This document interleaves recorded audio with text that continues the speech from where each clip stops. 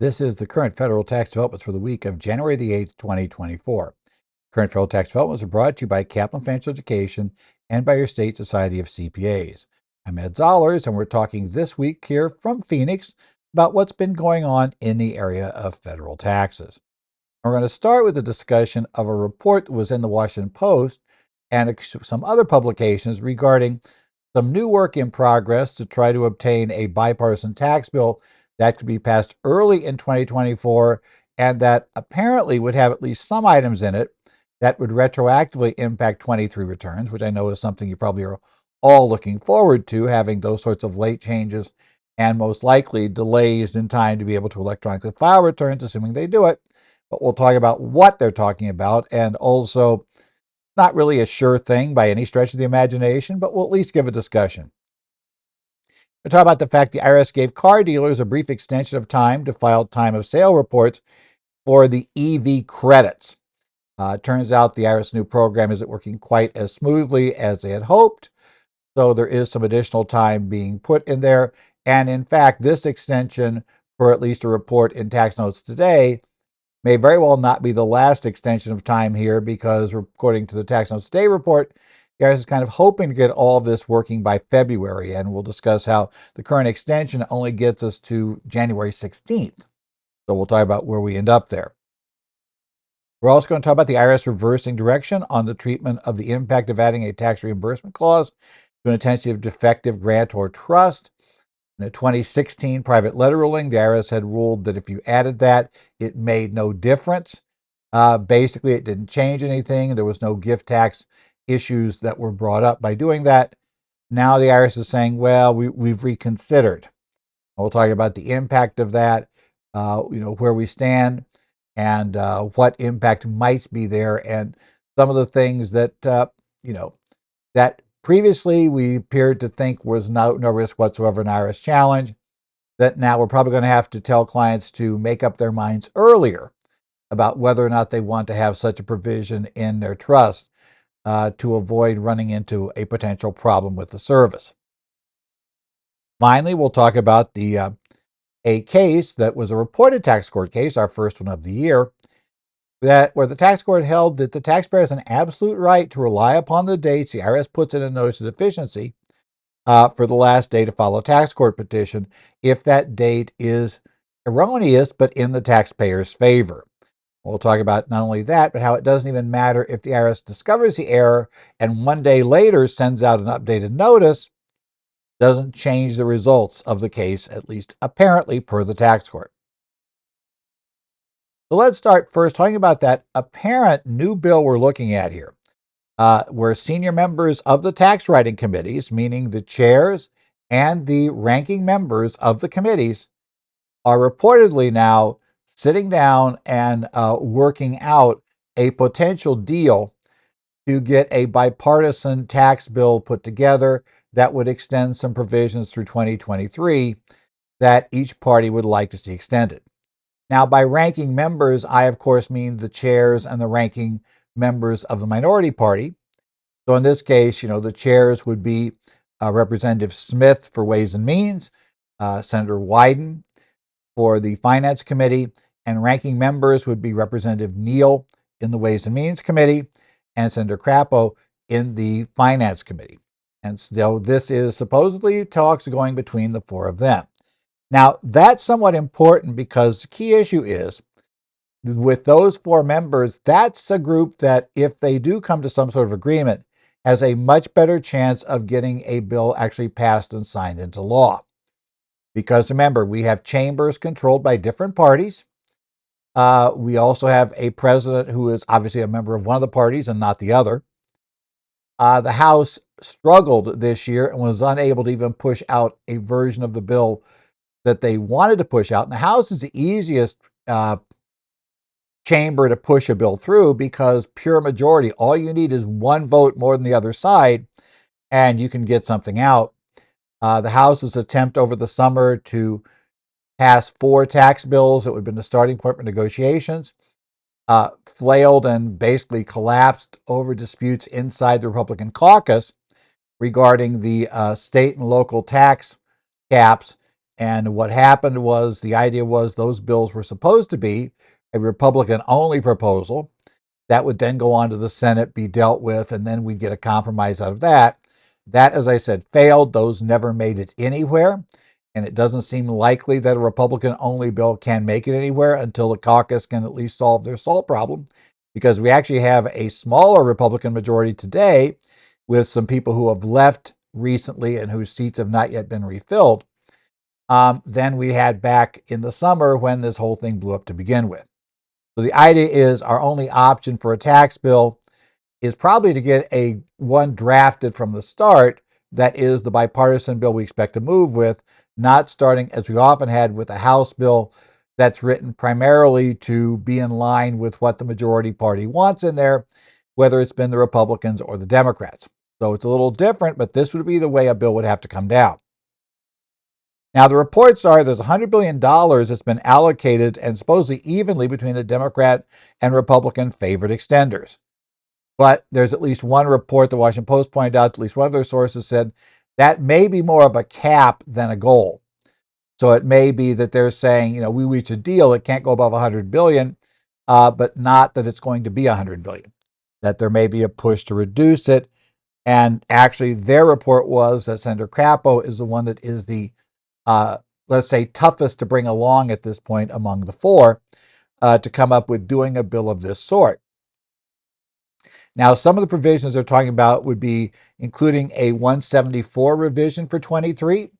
And it does appear the way they wrote it, it would be 23 only, which means you would not go back and recover 22's amounts that you had been unable to write off. And so you only therefore amortized effectively 1/10 of what you spent last year, pick up 1/5, or I should say in 20, what you spent 22, pick up 1/10 in 23, and so on and so forth. But rather you get to write off everything incurred in 23, but absent future action, we would again be back to having to amortize in 24. Also, there's discussion for a depreciation fix to get full bonus. Again, that may be for 23. We'll get the 23 version, which is great, but then we go back and in 24, we're back to, the reduction levels we were already planning to get to. Also looking at an expanded child tax credit, again, apparently for 1 year. So these are all interesting things, but they do mean that the end of 23 or the end of 24, we're back with the same problem. And the article does go on to discuss the bigger problem that's coming up in 25 when we have a bunch of the Tax Cuts and Jobs Act items leave the bill. Now, it's not clear in this case, if this bill came to pass, how it would be paid for. The only mention they put in the article as to how to come up with $100 billion, because presumably this needs to be offset, would be an early end to the employee retention tax credit, because that appears to be now a program that there aren't a whole lot of people who are really hard behind in the Congress, that it's seen now as essentially a rampantly fraudulent program, is I guess the way you're kind of looking at it with the basic public perception today. And so based on that, the feeling probably is they could cut the program off. And by cutting it off, we mean just saying, if you haven't applied for your credit, tough luck. Not sure if they'll go there, but that would be kind of an obvious fundraising direction to go if they wanted to. So that might mean if you have any clients that realistically qualify for 21 but haven't filed their claims, you might want to start thinking about getting them together. I'll phrase it that way. It's also not clear how mechanically they'd get the bill through the chambers. They apparently have not yet decided if they'll try to attach it to a must-pass bill.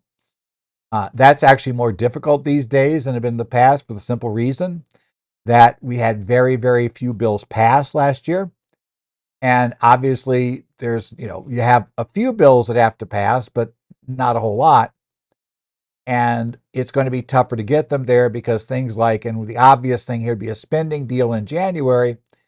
Well, that's likely to come down to the last second again. And it's unlikely they're going to want to muck that up by trying to throw this tax bill on at the last second. They're going to want to get the votes for the spending bill. And my guess is they're going to like that bill to not have extra stuff they're not currently talking about in it. They don't want to complicate it any more than they have to. So the other option is to try to float it through as a standalone bill, but that also runs into trouble with what whatever various members of leadership want to do. And as well, you just need a couple of members who want to throw, let's say, throw a fit, especially in the Senate, and you could have these bills put on hold indefinitely. So who knows what somebody would get upset about. So that makes it a little more interesting, even if you have relatively, a large majority of the chamber wants to pass it. So that could also become a problem. Now, Bloomberg and Punchbowl News have similar stories in a report found on Joe Christian's Tax News and Views through Bailey that was posted on January 5th. So this isn't simply a post story. There are other reports of this happening. But remember, it's far from certain that this is going to happen. They obviously this is probably a better chance than anything we've seen in a long time. Probably a better chance than anything we've seen since the end of 2022, and probably even a better chance what we saw right there at the end of 2022 for the extenders bills. But that still doesn't mean it's going to happen. It's still going to be a difficult run. So just keep your eyes on it. Remember, it's possible something will happen, but right now, all we can say is it might happen. Next up, IRS News Release 2024-02, issued January 5th of 2024. And what this news release related to was the time of sale reports that dealers are required to file under Revenue Procedure 2023-38, related to the ability to get paid for the clean vehicle credit, right? Remember, you now have the option in 24. If I'm going down and buying a clean electric vehicle that qualifies for either the $7,500 or $3,750 credit, I can, if I otherwise qualify for that credit, so I have my incomes low enough, right? Remember, we have that in either 22 or 20, in either 23 or 24, then I could qualify for this credit on my return. But instead of doing it that way, what I can do in 24 is assign the money to the dealer, and the dealer will file this essentially time of sale report and will be able to reduce the cost to me immediately of the car, apply it to a down payment, reduce the cost of the car, give me cash, but in any event, be able to have it currently. Now, the idea the IRS had put in this was we were going to have these filings of these point of sale reports submitted through the IRS Energy Credits Online website. Unfortunately, there have been reports that this hasn't all been going super well for the IRS. So it's both submitting on the site and also getting paid. The Tax Notes Today article, a Tax Notes Today article that was written by Alexander Riffett, notes that the IRS has conceded they've missed the 72-hour turnaround time for certain reports filed on January 1st and January 2nd. They should have been paid out by the 5th, which was Friday, and the service failed to meet that date on at least some of those filed reports. So there definitely are issues all around, and obviously the quick turnaround is somewhat important for this program, because remember, the dealer is going to take the hit on reducing the sales price by that $3,750 or $7,500, and the IRS is going to be kind of filling that in by giving them funds, and if those funds aren't arriving on time, that's kind of a problem as well. So there's going to be a pushback. So what the news release tells us is that any sales of a car made through January 16th can be submitted to the program as late as January 19th. Now, that doesn't really solve the payment problem, but the IRS maybe thinks they can get that solved.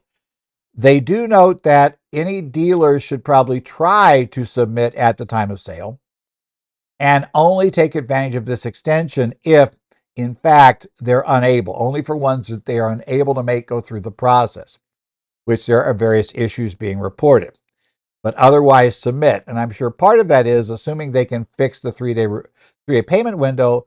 Obviously, you'll get paid faster if you submit it today than if you wait until January 19th. Right?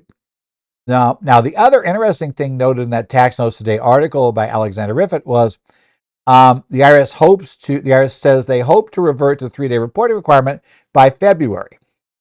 Now, since this only covers, relief through the middle of January, that kind of raises the question of, are they telling us they're expecting at least some variant of this report, some relief of some odd sort to take place again? So in essence, we get to January 16th, we're not just going back to the revenue, the revenue procedure we had issued late last year.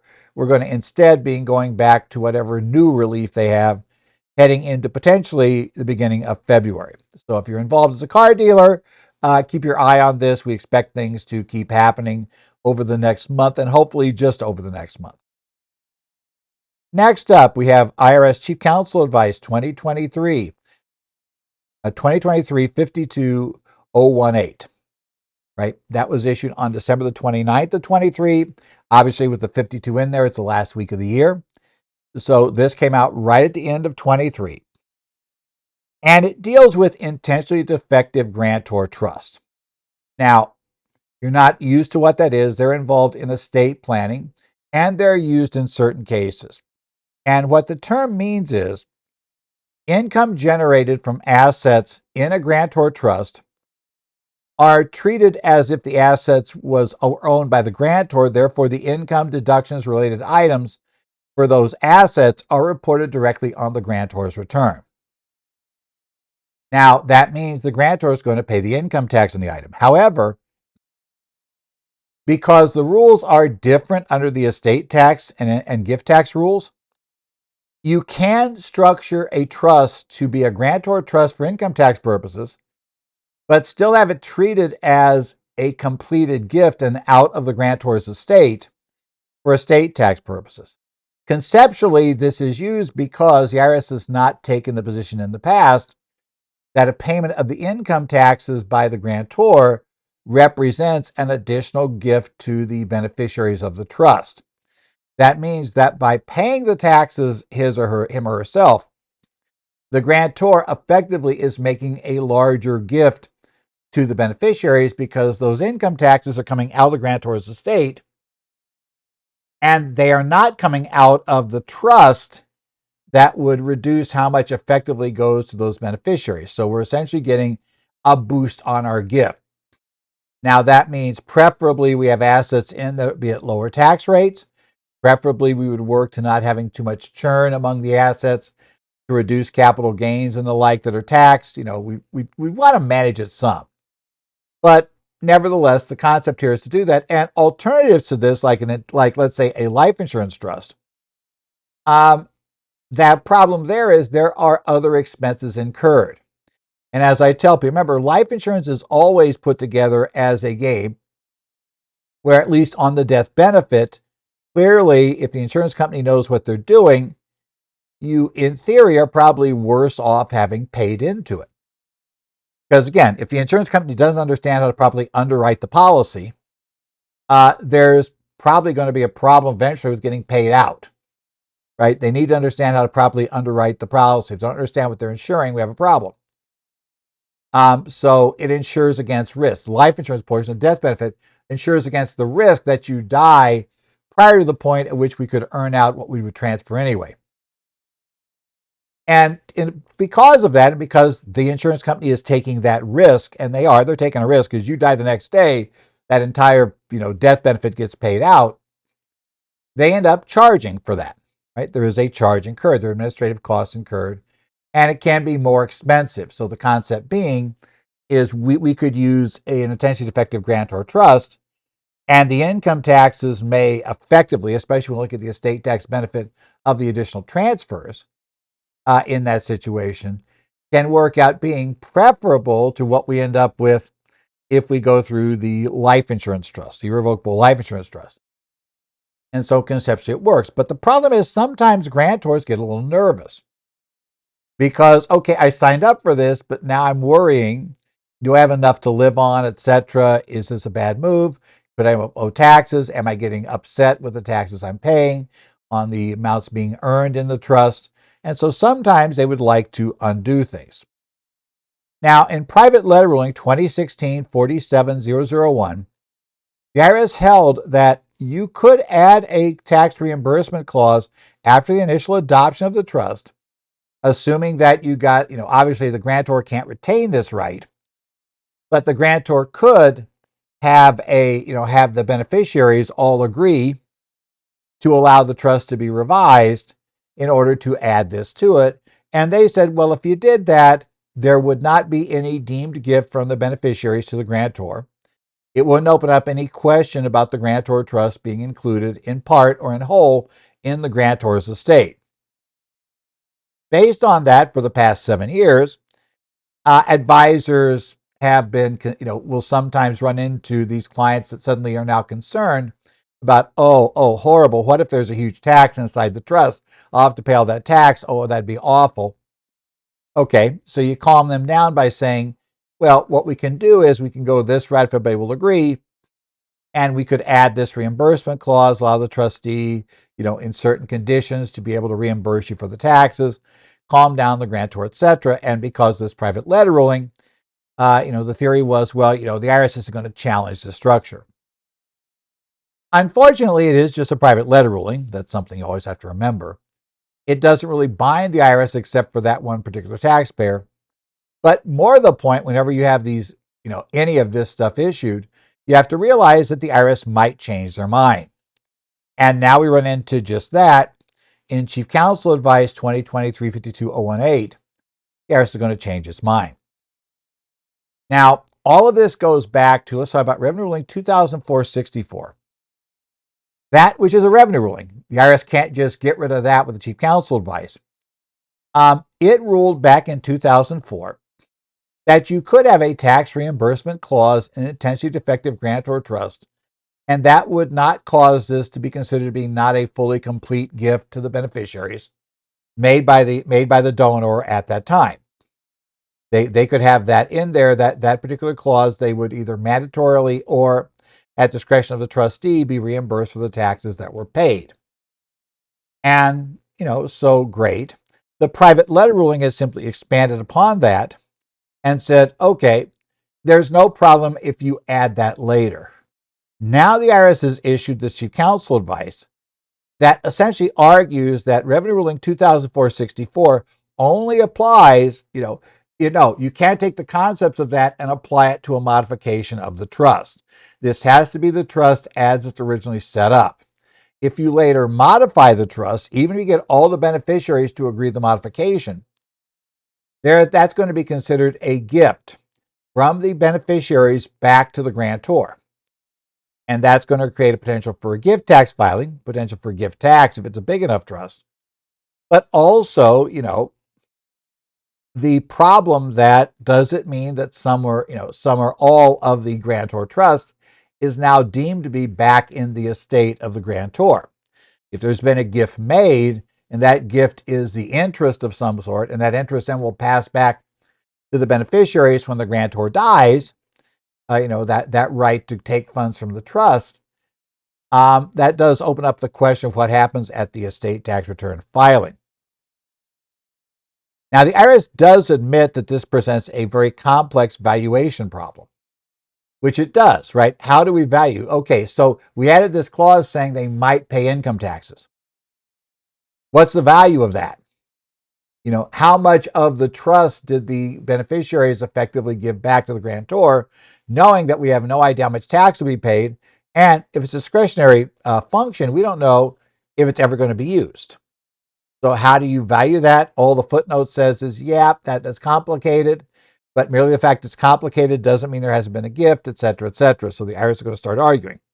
That obviously doesn't help us, because if we don't know how much we're exposed to, that makes us a little nervous about what will the IRS argue the first time if this appears before them in court. What's going to be their argument, and what will the tax court buy as the argument? Again, a lot of unknowns in this mix. It complicates matters. Okay. As I say, how much is in the grantor's estate? That's a huge question at this point. Is part of it back there? So what do we do going forward? Well, essentially, if the interest, was added, this type of clause was added between 2016 and during 2023. So in that time period where it was possible, and people were relying upon that private letter ruling, kind of seems like my first thought, we're kind of stuck. I guess, the grantor could gift it back, basically give up that right, turn it back over. That could, again, be a taxable gift, right? Because we don't know how much we don't know how much came over, so we don't know how much goes back, which opens up the question, is that going to make us better off or worse off? Unknown. I suppose you could make the gift, you could put a valuation in, you could let the clock run for 3 years and hope everything goes, put in your position and force the service to rule on it. Seems difficult. Maybe people will get private letter rulings on the issue, asking, is it okay for him to give this up? What exactly? But again, the problem there is not so much the law, it's the facts. What exactly is the valuation? Obviously, going forward, I think counsel will be much less likely to recommend the solution of adding a tax reimbursement clause. Again, because unless you want to litigate the issue, if challenged, that makes this an if-your thing to pull up.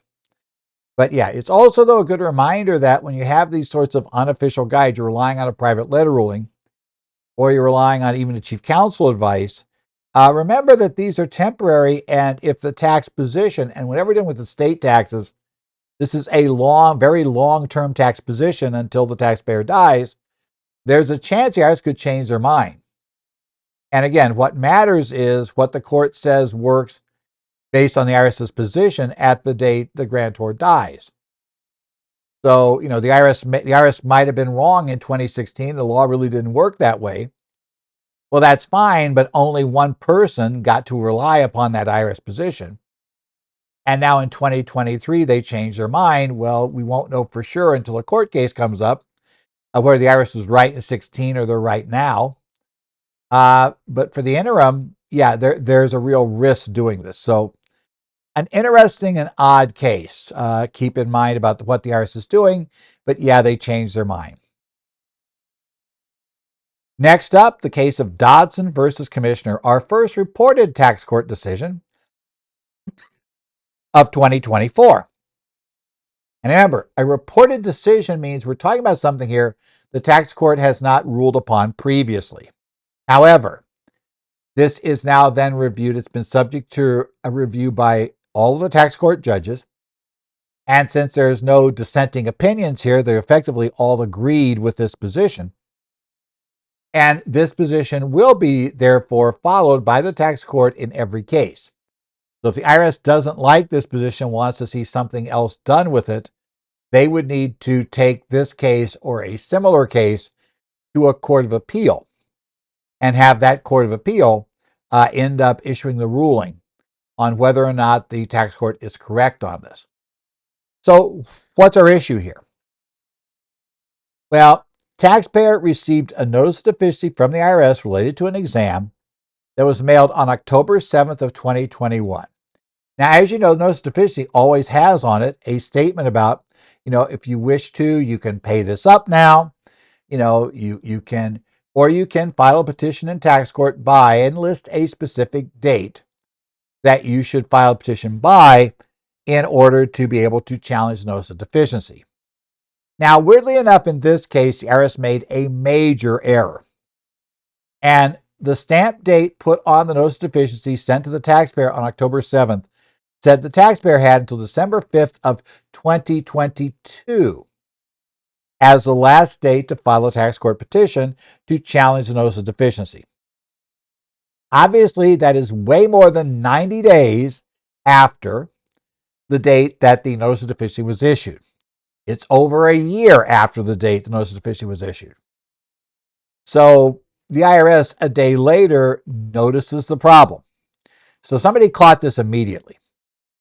But the letter was already out to the taxpayer. So the IRS sent a corrected version of notice of deficiency that now showed January 6, 2022 as the last date to file a petition with the tax court.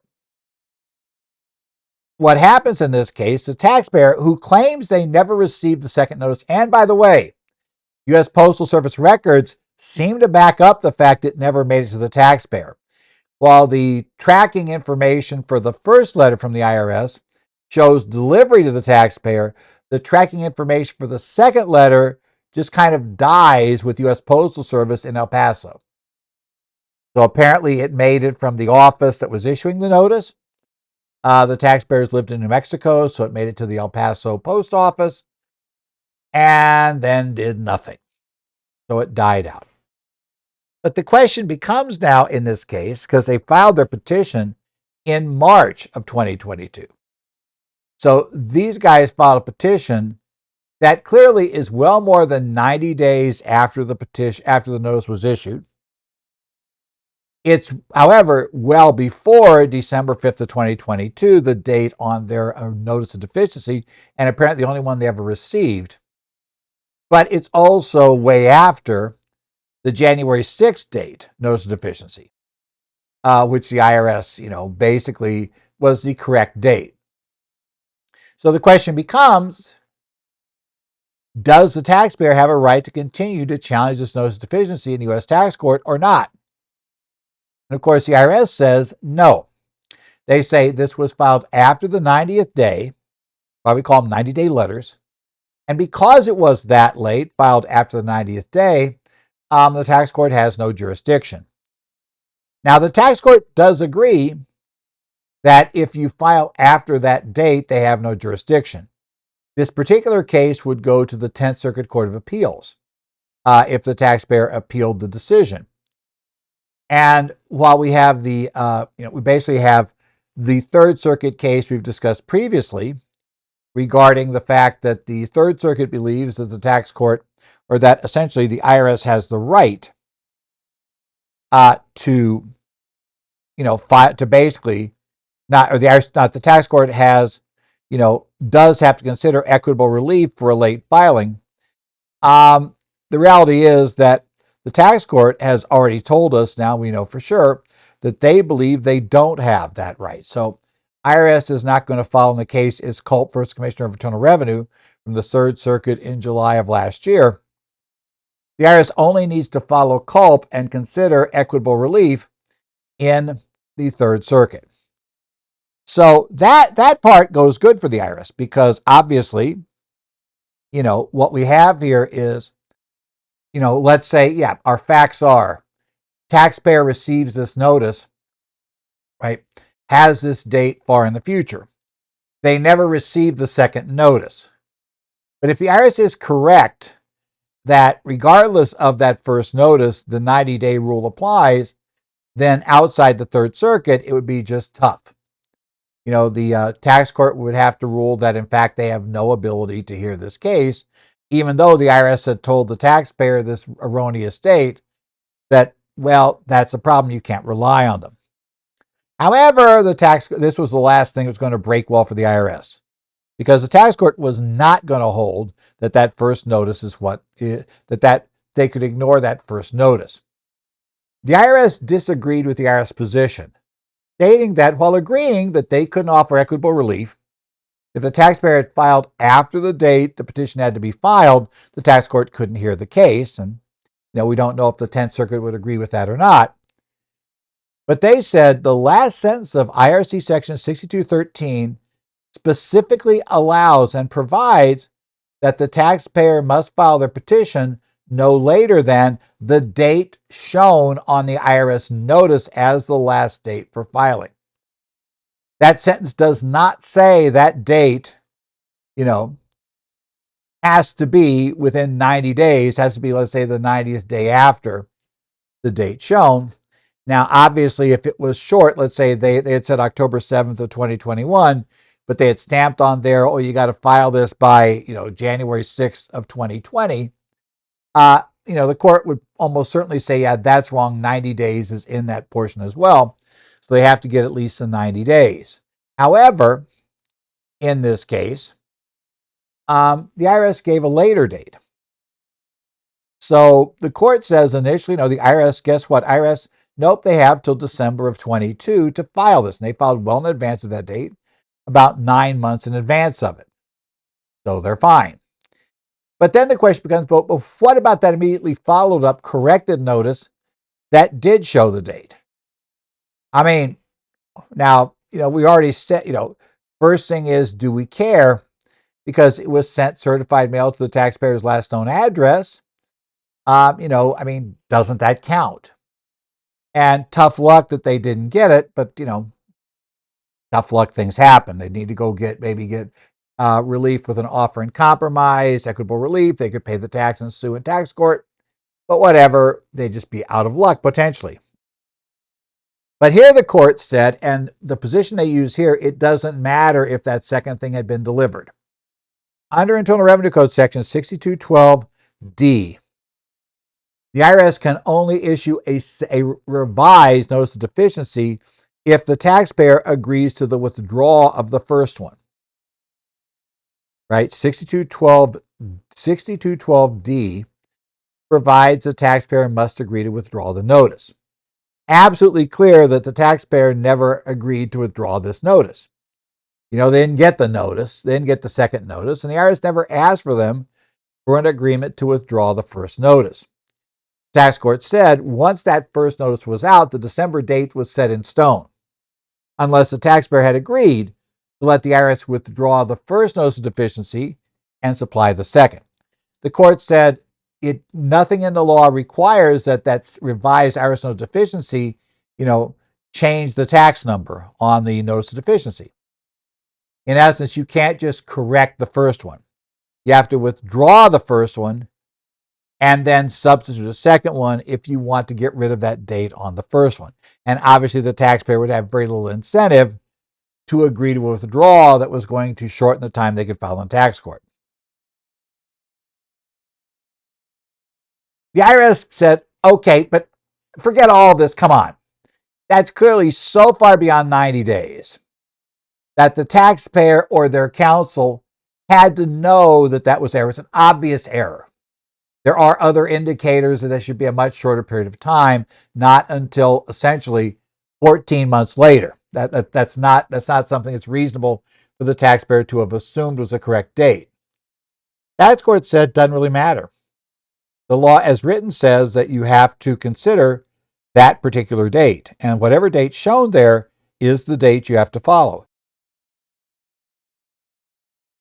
So even though that date may be wildly erroneous, the taxpayer gets to follow it. Basically, Congress had determined that it was best that the taxpayer not have to independently confirm the IRS had counted to 90 correctly. And while normally that just solves a problem when, let's say, they somehow accidentally got the 91st day in there, etc., the IRS couldn't come back and say, sorry, we put a date in there, but really that's 91 days, not 90 days, because we screwed up our counting. They couldn't get out of that. They said there's nothing in the section that says, it only allows as long as it's within, a month or whatever. Once you put that date on there, IRS, it's fixed. That's the date to go to tax court. Now, that said, I would generally not push this unless you have to. Conceivably, I suspect what could have happened was that the taxpayers saw they had until December of 22 to do something. They may have delayed going to counsel until well after that date, until basically much after they got the notice. And so counsel may have filed on this knowing that it was past 90 days, but also knowing notice of deficiency showed a much later date. I would probably avoid this issue if you can, but I also think, the court's right. When you look at the actual text of the law, IRS would have to get the first notice of deficiency withdrawn, and the first notice of deficiency's date would control unless the taxpayer agrees to withdraw. As I said, why would you ever agree to withdraw? This adds additional time for you to make your decision as to whether you want to go to tax court or not. So, IRS mistake works to the taxpayer's benefit. This has been the current federal tax developments for the week of January the 8th, 2024. Current federal tax developments are brought to you by Kaplan Financial Education and your state society of CPAs. If you have questions, you can email me, edzollers@currentfederaltaxdevelopments.com. You also can follow me on the Connect sites. I do check in with posts on Arizona, New Jersey, Minnesota, Illinois, and Washington sites. And I also do take a look at whatever's posted on Idaho's site. So any of those things, take a look there. You got questions. Otherwise, Hopefully you had a good start to your year, your first week of the year. I know a lot of people have trouble getting into doing a lot of work. I know this past week, it was just me getting some things accomplished, but my office was very quiet, as a lot of people were just kind of, taking their last few days they could take time off before tax season ramps up. So we had a lot of that going on. And I know that kind of goes on to a lot of people this time of year, and clients all seem to be gone too. There don't have many calls come in on that, except for one salesperson that wants to apparently take over the janitorial service in our office, who's becoming very insistent. But that's a whole nother piece of fun we all tend to have. I look forward, therefore, to seeing you next week as we discuss more current federal tax developments.